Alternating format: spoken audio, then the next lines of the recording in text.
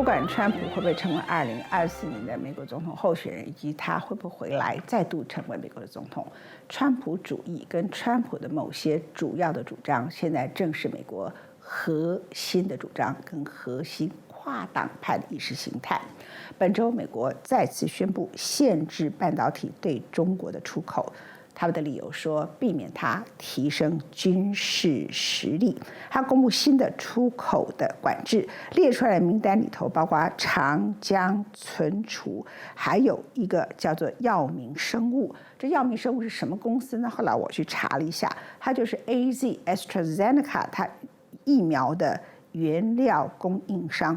这个事情其实是跟半导体跟这些事情未必是有什么关系。简单来讲，美中的贸易战、美中的科技战已经到了一个完全越来越激烈的一个程度。巴伦周刊说，美国这样的一个做法，同时对于到美国来的华裔科学家，个个怀疑他们很可能是千人计划，很可能是间谍，这些事情正使得华裔的科学家和工程师流回到中国，等于是美国送给中国的礼物，也对美国未来的发展形成重大的一个挑战。我们刚刚谈到川普，不管他回不回来，川普主义都已经是美国真正统治的意识形态。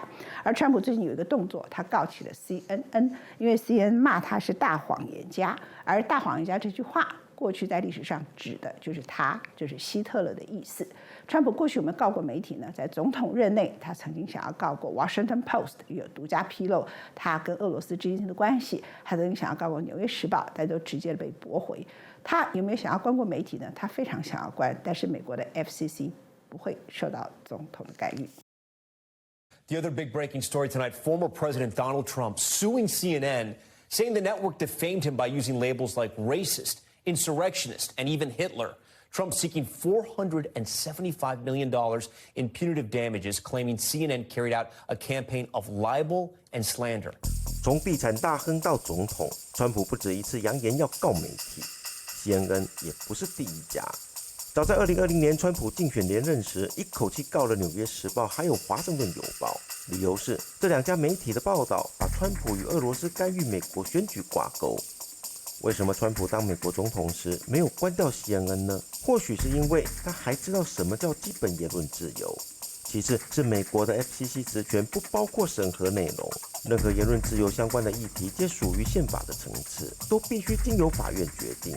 而美国宪法第1修正案保护宗教信仰自由以及言论自由的权利，并保障该权利避免政府的干预。So, Danny, the big question tonight, does the former president have a case? I am not buying this lawsuit for several reasons. Number one, defamation cases are always hard to prove. It may be impossible if you're a president to prove defamation because people say all kinds of nasty things about you, and they're all subsumed under opinion. But the idea that behind this lawsuit is that essentially, CNN allegedly perpetrated this big lie, and I'm putting that in air quotes, but the idea of the big lie is that it relates back to a principle that Hitler had in Mein Kampf. So essentially, the theory of the lawsuit is that by using or branding this big lie, CNN compared the former president to Hitler. That kind of comparison, while if it's true, is hacky. It's been done too much. But the bottom line is it's almost always protected speech.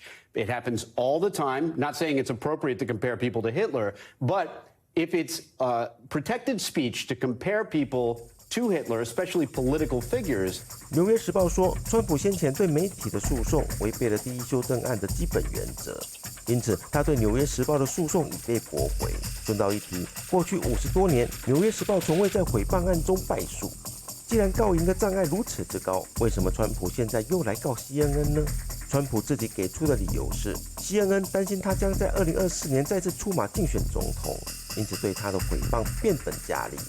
在状告 CNN 之后，川普扬言接下来会对更多假新闻媒体提起诉讼，并可能对调查国会暴动的国会委员会采取法律行动。就在此刻，一场关于1月6号国会暴动最新的审判正在进行。In the sedition trial that got underway today in Washington, D.C., the biggest sedition trial in America in 80 years. 5 members of the far-right militia group, the Oath Keepers, facing decades behind bars. The trial kicked off Monday with the 5 defendants charged with seditious conspiracy, a rare and serious charge that carries a penalty of up to 20 years in prison. The 5 have pleaded not guilty. Among them is the group's founder, Stuart Rose. In opening statements, federal prosecutors said Rose and the other defendants, quote, concocted a plan for an armed rebellion and banded together to do whatever was necessary to stop the transfer of power between Donald Trump and Joe Biden. According to the FBI, Rhodes allegedly began planning to disrupt the transfer of power soon after the November 2020 election. This is what he said just days after the election. We have men already stationed outside D.C. as a nuclear option in case they attempt to remove the president illegally. We will step in and stop it.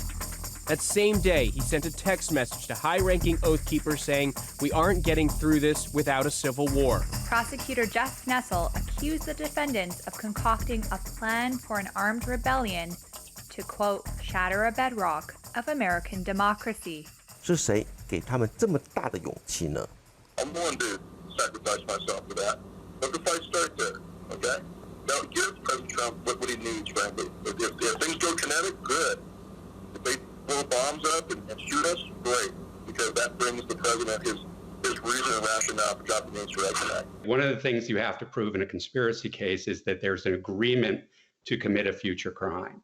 And this tape actually is that agreement occurring in real time as it's happening. So it's very powerful evidence. 这场诉讼预计将持续4到6周。纽约时报引述当时在川普政府底下工作的证人说，在2021年1月10号，也是国会暴动过后，罗德是透过一位不透露姓名的人向川普传达信息。他说，保住白宫的斗争还没有结束，唯一的遗憾是当初应该带步枪来，那么我们就可以当场搞定这事儿了。关于1月6号这个话题，一本由《纽约时报》记者马基·哈伯曼所著的重磅新书上架了。打开这本书，你会发现，川普真的是无所不骗，连天气都能乱编。